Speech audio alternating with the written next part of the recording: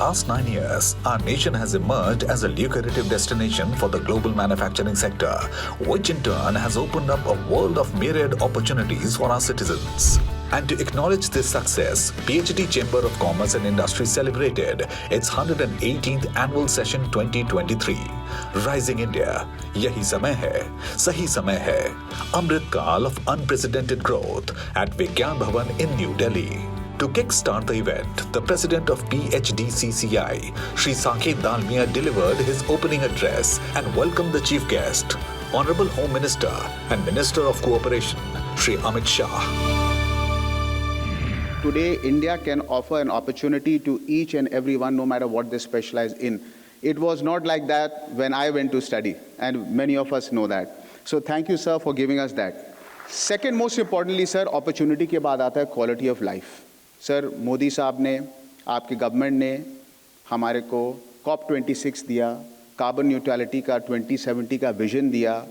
आज दिल्ली डिक्लेरेशन के अंदर सारी फोकस जो है एक बेटर लाइफ के ऊपर गई. Developed nations have spoken a lot, but we drew consensus. That gives us leadership, that gives our children the ability to dream that yes, our country is going to survive, our country is going to lead. बहुत बहुत धन्यवाद sir कि आप आ जाएं.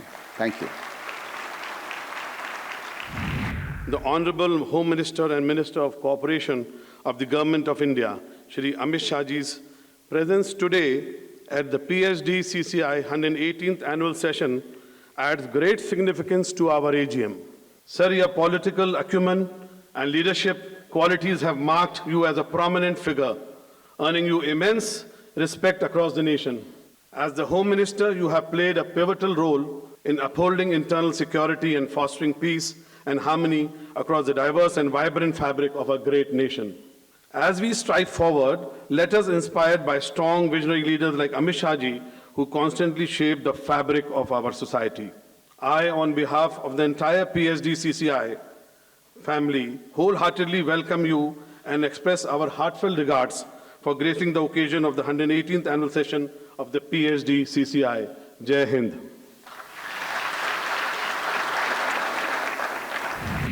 G20 के बाद न केवल ट्रेड और इंडस्ट्री, पूरे देश के हर क्षेत्र के अंदर एक नई ऊर्जा का संचार हुआ है, एक नई गति का अनुभव हम सभी लोग कर पा रहे हैं. G20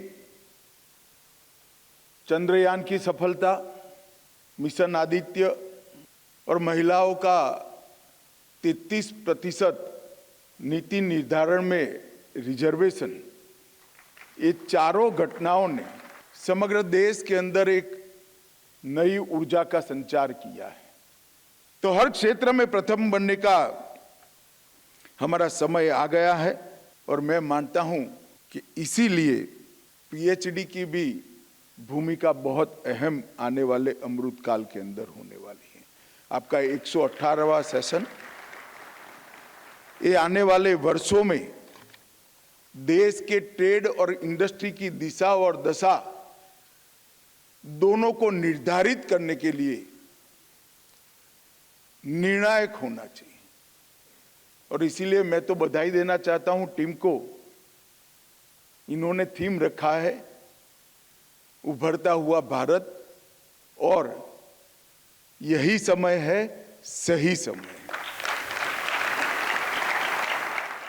2014 में हम विश्व में 11 नंबर की अर्थव्यवस्था थे, आज हम 5वें नंबर की अर्थव्यवस्था बने हैं. इतनी बड़ी छलांग भारतीय अर्थतंत्र ने कोई 9 साल में कभी नहीं लगाई.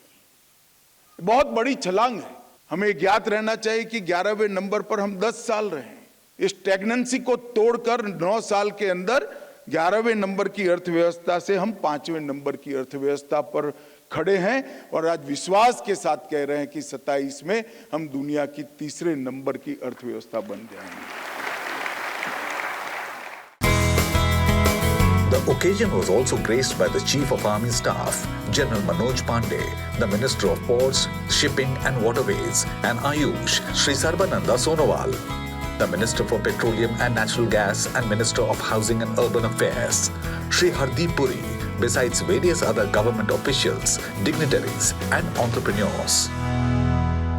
For the illustrious service, he has been conferred with the award of Param Vishisht Seva Medal, Ati Vishisht Seva Medal, and Vishisht Seva Medal. The General Officer is the Colonel Commandant, the Bombay Sappers. He held the appointment of Vice Chief of Army Staff before assuming the appointment of the Chief of the Army Staff on 30th April 2022. Ladies and gentlemen, please join me in giving a loud round of applause to General Manoj Pandey. Sir, we invite you for your address. The ongoing Russia-Ukraine conflict has only added to the turbulence. Amidst all this, our consumption-driven economy has stood resilient. Concomitantly, factors such as our demographic dividend, cost advantage accruing from the vast human resource capital, policy reforms, skilling initiatives, infrastructure investment, digital potential, frontline entrepreneurship, the promise of being a reliable supply chain stakeholder, and our commitment to sustainable development have placed our economic progress on a firm footing. Is that our nation today reflects a confident optimism about the future. There is an improved consumer affluence, better standards of living, higher literacy quotient, and rising aspirations of our people. We are also witnessing our nation's growing stature in the international environment and a new perspective of how the world community views India.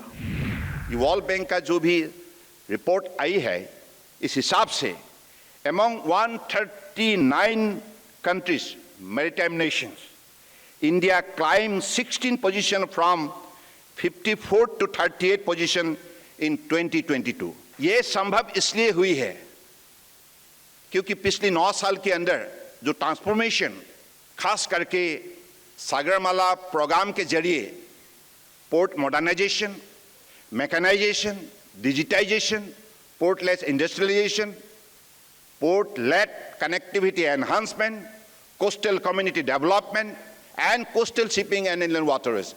These are the 5 verticals in which, under Honorable Prime Minister's direction, day and night, Ministry of Port, Shipping, Waterways, along with other stockholders, private players, we work hard and ultimately could able to achieve this distinctive mark. India as a manufacturing hub is something that we are witnessing in progress. I think, as is well known, the decline in manufacturing as a part of our overall GDP was witnessed, and to our regret, it continued to decline, both of manufacturing and agriculture. But I think that process is now slowly but surely being reversed.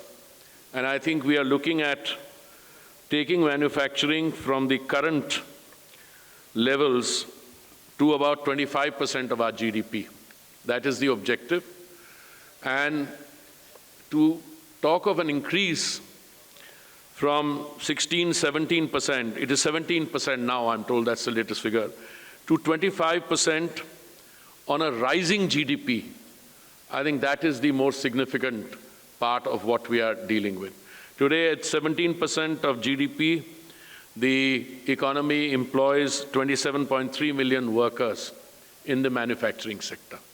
No matter which sector in the world you are, automobile manufacture, we have a biofuels alliance which is going to, we are already beginning to see within a few days of its establishment where the takeoff is. No matter what you're dealing with, real estate, people want to come and invest here. You want to deal with automobiles, we are already amongst the top manufacturers in the world. You want to deal with electric vehicles, and by the way, we also had the start of 2 green hydrogen fuel cell buses the other day, and the IOCL chairman has promised me 15 by the end of December. So, this is a transition which is deeply entrenched and which is at the takeoff point, and it's already gathering momentum. Thank you very much. Our nation has moved. Our nation was a newly born democracy. Today, I can say we are the world's largest and fastest growing democracies. And today, Bharat, which we now call Bharat as, is a global economic powerhouse. In the spirit of rising India, yahi samay hai, sahi samay, I wish to emphasize that PhD CCI, a driving force for business and industry, stands committed to being a guiding light in the endeavor to construct a resilient and self-reliant India. We are here, ready and eager to work hand in hand with government to see how best we can make India the #1 country.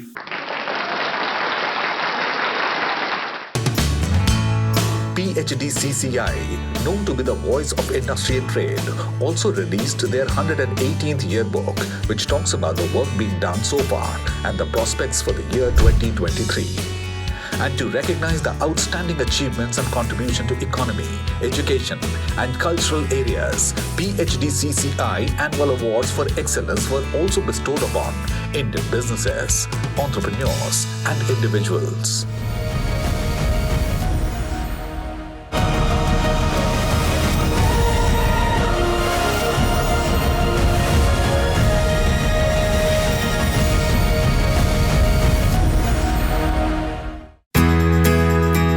Indian government is trying to build a global footprint of Indian businesses, and to discuss this and the 10th year roadmap ahead, the second half of the day started with a panel discussion themed Building Global Brands.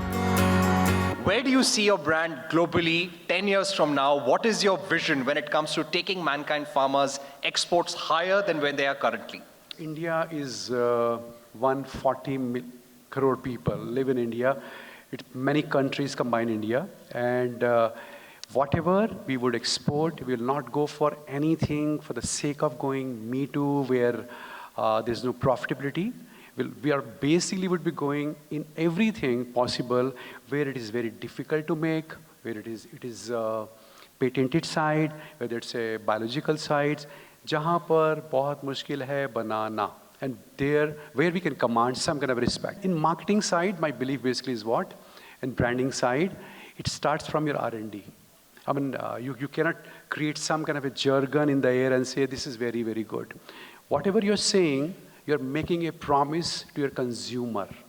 And that promise must be fulfilled. Rather, you should surprise with your quality to the consumer. Then basically the loyalty comes.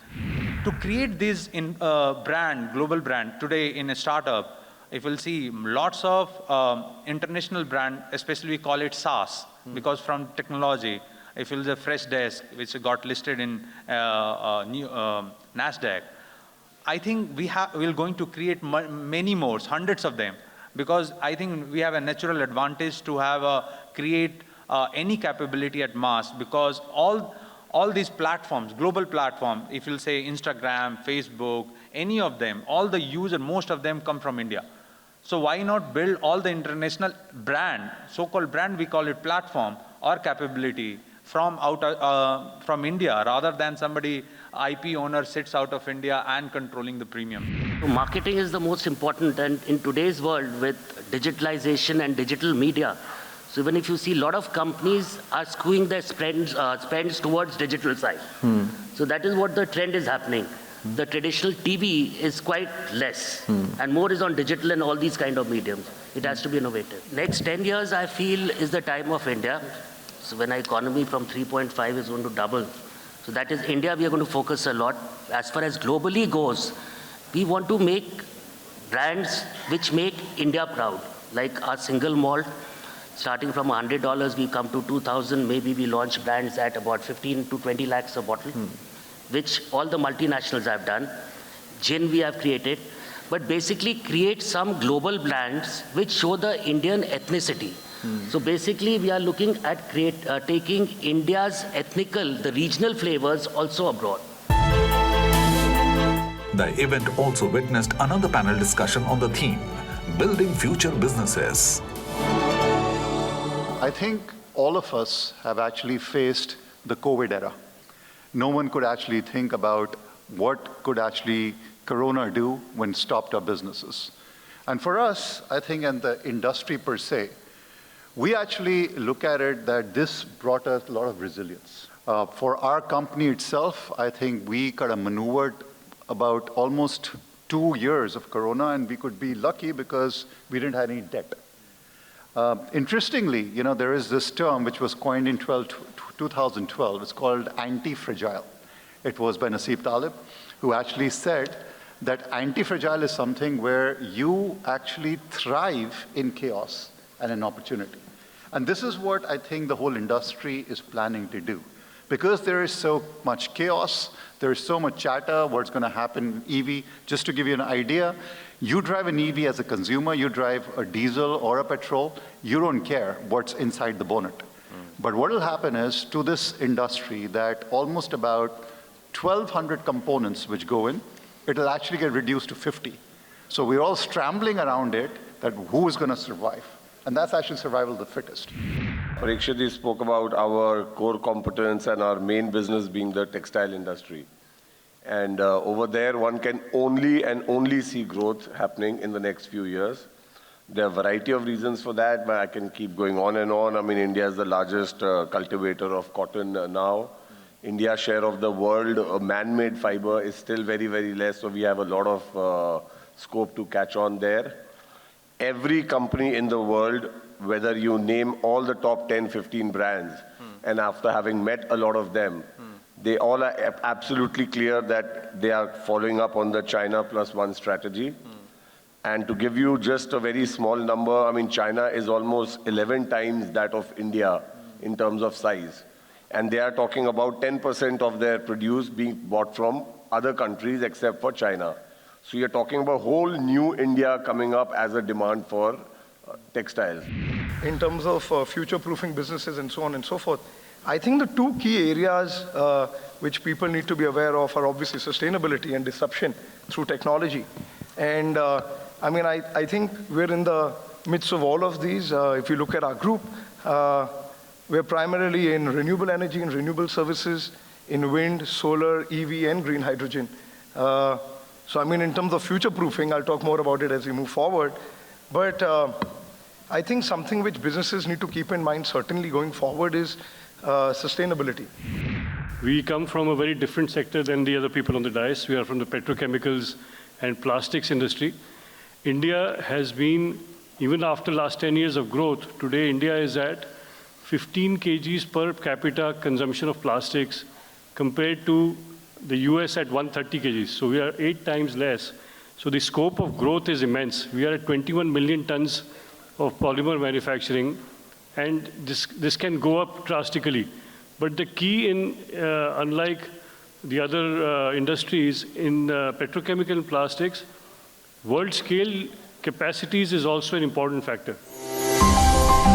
The day ended with a panel discussion celebrating women leaders in businesses. Eminent women personalities discussed ways for women to thrive in their profession and be known for their talent instead of their gender.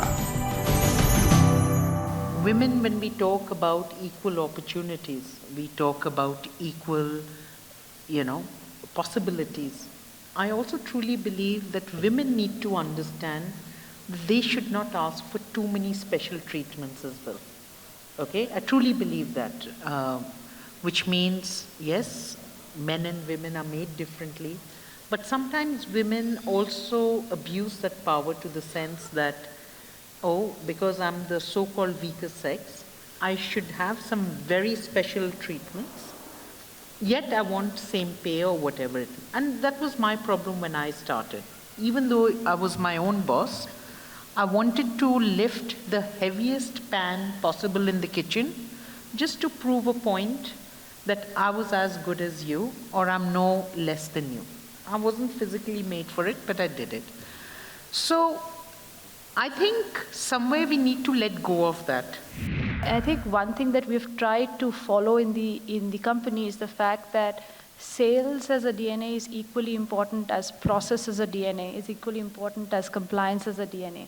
So every kind of, you could say, background or thought process, if they have a seat on the table, whether it's a man or a woman, actually helps in actually making a better organization. If it's only, you could say, some people use the word alpha male, sales-oriented, push. then it could come at a sacrifice of something else, right? And in context of the question that you ask, I do believe that women bring in a lot of detail orientation to their work, to the work at hand. They bring in a lot of, along with attention to detail, how is it to be actually said? So the communication or the compassion of actually, if there are two warring parties, how to actually build peace between them. And I think that's something that I've actually found very powerful amongst women working together and actually leading to a much better and healthier work environment, and also at the same time pushing for the end goals. For every 1,000 stories, 800 are dedicated to cricket, Bollywood, and government news. 200 are left for everything else. Of those 200, about 10 stories are committed towards women and crimes against them. And the question that I ask myself, that where are we celebrating the women? If you don't see people celebrating women, you don't consider that they should be celebrated. If you don't tell stories of women, you don't know their stories. You will only know what you see. You'll only know what you read. If it doesn't show up on your timeline or your Instagram feed, you will not know it. And this is just exactly how media functions. And in that sense, I think the role of the media, and today, luckily, technically any person who has a phone can help move the needle. The idea of what a citizen journalist is today is so prominent and so pronounced that today we have the opportunity to tell the truth in many different ways. Yes, it comes with its own share of problems, given that social media is such a sort of vast space. But I think essentially media plays a very important role. And I think to a great extent, I would say that media has taken a very long time to wake up to the importance of being able to get things right. We all need to work collectively to break the barriers and to bridge this gap so that every woman can work to her full potential, unstopped, unbridled, unbounded. Thank you so much for being such a lovely audience, and thank you to our panelists for such an engaging session. Thank you.